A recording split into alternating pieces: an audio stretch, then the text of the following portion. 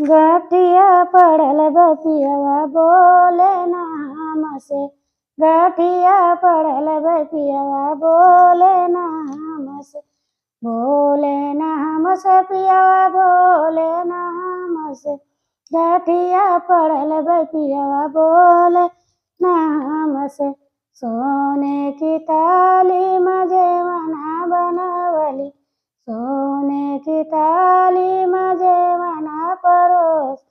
हर जेवना न जेवे पियवा गिरल दम से। गठिया पड़ल बपियवा बोले नाम से। गठिया पड़ल बपियवा बोले नाम से। गठिया पड़ल बपि गजरे गड़ुआ गंगा जल पानी। गंगा जल पानी ओ गंगा जल पानी। हर पानिया न घोट पियवा गिरल दम से। गठिया पड़ल बपियवा बोले नाम से। गठिया पड़ल बपियवा बोले नाम से। गठिया पड़ल लवंग इलायची कबीरवा लगवली। बीरवा लगवली पियवा बीरवा लगवली।